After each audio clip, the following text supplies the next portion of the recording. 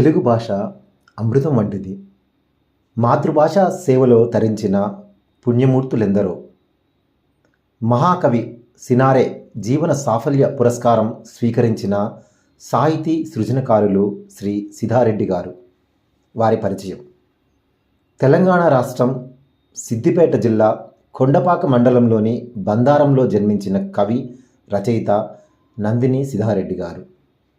తెలంగాణ సాహిత్య అకాడమీ తొలి చైర్మన్గా వ్యవహరించిన శ్రీ సిద్ధారెడ్డి గారు హైదరాబాద్లోని ఉస్మానియా విశ్వవిద్యాలయంలో ఎంఏ పూర్తి చేసి ఆధునిక తెలుగు కవిత్వంలో సూర్యుడు అనే అంశంపై ఎంఫిల్ పట్టా, ఆ తర్వాత ఆధునిక కవిత్వం, వాస్తవికత, అధివాస్తవికతపై పరిశోధన చేసి పిహెచ్డి పట్టా అందుకున్న ప్రతిభాశాలి.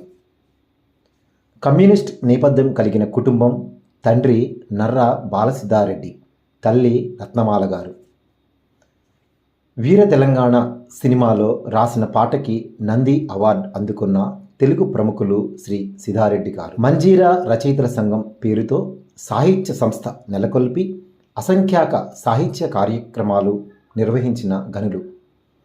వీరి రచనలు: భూమి స్వప్నం, సంభాషణ, దివిటి, ప్రాణహిత, ఒక బాధ కాదు, నది పుట్టుబడి, ఇగురం, ఆవర్ధనం, ఇక్కడి చెట్ల గాలి, చిత్రకన్ను కథా సంపుటి, అనిమేష దీర్ఘ కవిత, ఇంకా ఎన్నో కమనీయమైన రచనలు వీరి కలం నుండి జాలువారి పాఠకులను ఆకట్టుకున్నాయి. 1988లో భూమి స్వప్నం కథా సంపుటికి ఇందూరు భారతి వారి దాశరథి పురస్కారం, 2016లో తెలుగు విశ్వవిద్యాలయం నుండి సాహిత్యంలో విశిష్ట పురస్కారం వంటి మరెన్నో పురస్కారాలు అందుకున్న సాధారణ జీవితాన్నే ఇష్టపడతారు. నేటి తరం కవులు, రచయితలు ఉత్తమ ఉన్నత వ్యక్తిత్వాన్ని అందుకునేలా కథైన, కవిత్వమైన జన జీవితాల నుండే ఆవిర్భవించాలని, ఆశల పల్లకిలో ఊరేగకుండా వాస్తవ ప్రపంచాన్ని కలం లిఖించాలంటూ సూచిస్తున్నారు. నేడు మహోద్యమంలా సాగిన తెలంగాణ పోరాటంలో పదనిర్దేశకులుగా మారిన తీరు, సిద్ధారెడ్డి గారు పండిత పామర జనరంజకులుగా నిలిచే రచనలు చేసిన తీరు స్ఫూర్తివంతం. తెలుగు భాష పట్ల మిక్కిలి ఇష్టాన్ని, ప్రేమని కలిగిన వీరు 2017 డిసెంబర్ 15 నుండి 19 వరకు హైదరాబాద్లో జరిగిన ప్రపంచ తెలుగు మహాసభలకు అకాడమీ బాధ్యతలు నిర్వర్తించారు. సభలు విజయవంతమవడంలో కీలక భూమిక పోషించారు. స్వాతంత్రం వచ్చి 77 సంవత్సరాలైన సందర్భంగా తెలంగాణ సాహితీ, నవతెలంగాణ తెలుగు దినపత్రిక, సుందరయ్య విజ్ఞాన కేంద్రం వారు సంయుక్త ఆధ్వర్యంలో జరిగిన కార్యక్రమంలో తనదైన శైలిలో ప్రసంగించారు. ప్రజాస్వామ్యం విలువలు అనే అంశంపై సార్ ఉపన్యాసాన్ని, చక్కని ఉత్తేజభరితమైన స్ఫూర్తివంతమైన ప్రసంగాన్ని విందామా? సభాధ్యక్షులు, సుందరయ్య భవన్ కార్యదర్శి వినయ్ కుమార్ గారు, ప్రముఖ కవి మిత్రులు, ఆత్మీయుడు ఆనందాచారి గారు, ఈ కవి సమ్మేళన నిర్వాహకులు భూపతి వెంకటేశ్వర్లు గారు, కవి సమ్మేళన నిర్వహణలో బాధ్యతలు పంచుకున్న మోహన్ కృష్ణ గారు, సభలో ఉన్న కవి మిత్రులు, కవిత చదివిన కవి మిత్రులు, విన్న సభికులు, సభలో ఉన్న మిగతా స్వాతంత్ర దినోత్సవ అభిమానులందరికీ పేరు పేరున హృదయపూర్వకమైన నమస్కారం.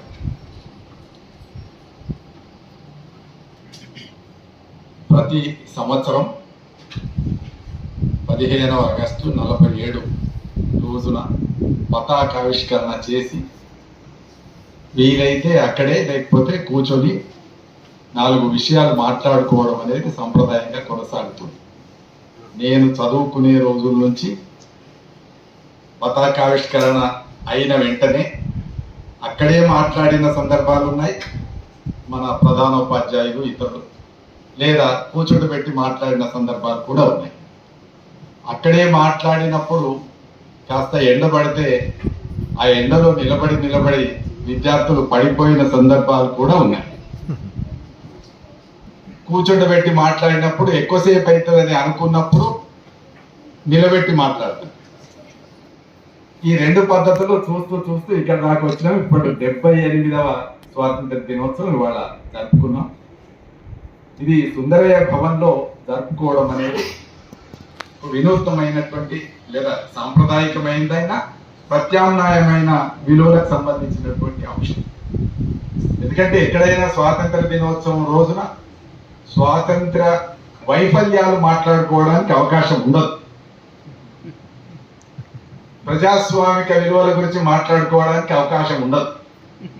కానీ సుందరయ్య భవన్లో మాత్రం ప్రజాస్వామిక విలువల గురించి మాట్లాడుకునే అవకాశం ఉంది. కవి సమ్మేళనంలో స్వాతంత్ర వైఫల్యాలు, ఇవాళ ప్రస్తుత సమాజం ఎదుర్కొంటున్నటువంటి పరిస్థితులకు సంబంధించిన కవితలు కూడా దీంట్లో ఉన్నాయి. ఇది 3 సంస్థలు, సుందరయ్య విజ్ఞాన కేంద్రం, తెలంగాణ సాహితీ, టీపీఎస్కే 3 సంస్థలు కలిపి నిర్వహించినటువంటి కవి సమ్మేళనంలో 2-3 పాటలు పాడారు. అట్లనే ఒక 8-10 కవితలు చదివారు. ఇంకా 1-2 మీతో తమ అభిప్రాయాలు చెప్పారు.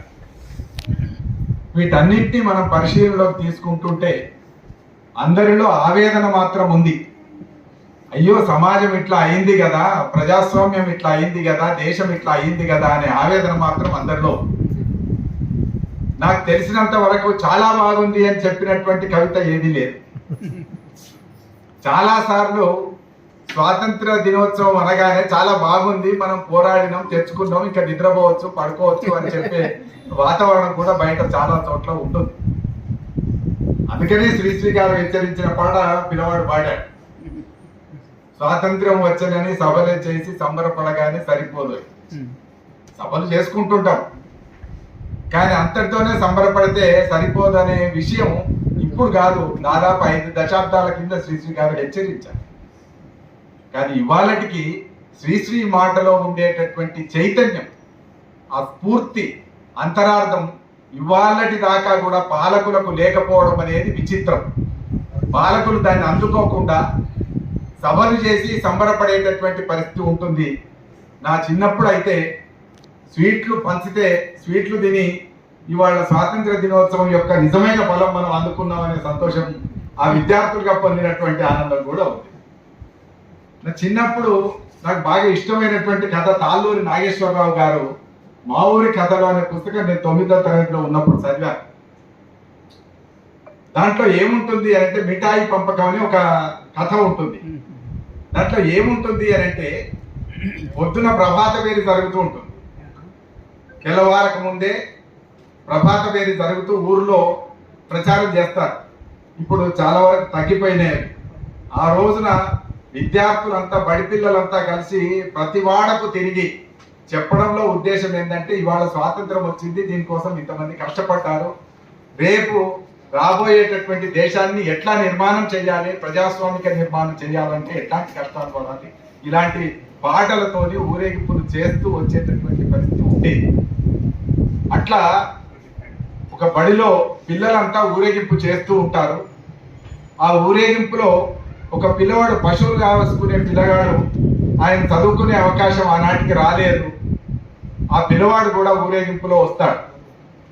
ఊరేగింపులో వీళ్ళందరితో పాటు జై కొట్టుకుంటూ సుప్రభాతం వాళ్ళు పాటలు పాడితే పాడుకుంటూ కోరసించుకుంటూ వస్తాడు, స్కూల్ దాకా వస్తాడు. బడి దాకా వచ్చినాక పరిస్థితి ఏంటిదంటే ప్రధానోపాధ్యాయుడు కొంతమంది ఉపాధ్యాయులు కలిసి ఏ క్లాస్ వాళ్ళు ఆ క్లాసులోకి వెళ్ళండి అని క్లాస్ రూమ్ దగ్గర పంపిస్తూ ఉంటారు. పంపించి 9వ తరగతి పిల్లలు, 9వ తరగతి 8వ తరగతి పిల్లలు అందరినీ పంపిస్తూ ఉంటే ఈ ఒక్క పశువుల కాసిన పిల్లగాడు మాత్రం వాడికి వచ్చి ఏ క్లాస్ లో పోవాలో అర్థం కాదు కనుక ఏ క్లాస్ లోకి పంపించకపోతే అక్కడే నిలబడిపోతాడు. ఆ నిలబడిపోయినప్పుడు క్లాస్ వైజ్ గా స్వీట్లు పంచుతారు, కానీ ఈ పిల్లగాడు చదువుకోలేదు కాబట్టి ఈయనకు స్వీట్ దొరకదు. కాబట్టి దినమంతా వాళ్ళతో పాటు తిరిగినా, వాళ్ళతో పాటు పాడినా ఆయనకు చివరికి ఈ స్వాతంత్ర ఫలం అనే మిఠాయి అతనికి దొరకలేదు అని ఆ అద్భుతమైనటువంటి సందేశం ఇస్తూ ఆ కథని ఆ కథ నాకు అలా చాలా ఇష్టం. తాళ్ళు నాగేశ్వరరావు గారు రాశారు. ఈ కథ ఇప్పుడు ఎందుకు మీకు చెప్పానంటే, నాకు చిన్నప్పుడు ఈ కథ బాగా ఇష్టమైంది. అయ్యో పాప ఆ పిల్లగాడు కూడా తిరిగాడు కదా వీళ్ళందరితో పాటు, ఆయనకు అందలేదు. ఇవాళ స్వాతంత్ర ఫలం కొంతమంది చేతుల్లోనే ఉంది అని చెప్పడానికి రాసిన కథ. నిజంగా కూడా ఇవాళ కొంతమంది చేతుల్లోనే ఉంది. ఆ కొంతమంది నుంచి కూడా ఇంకా తగ్గించి అప్రజాస్వామికంగా మార్చి కేవలం ఒక మతానికే పరిమితం చేసేటటువంటి ఒక వాతావరణం కూడా ఇవాళ ఉంది. చాలా కాలం చిత్రమైంది. ప్రజాస్వామిక విలువలు కూడా చిత్రమైనవి. ఇవి కాలానుగుణంగా మారుతుంటాయి. నిజానికి ప్రజాస్వామిక విలువలు అనేటువంటి ఎప్పటికి ఒక రకంగానే ఉంటాయి. మన రాజ్యాంగం భూపతి వెంకటేశ్వరరావు మంచి పని చేశాడు.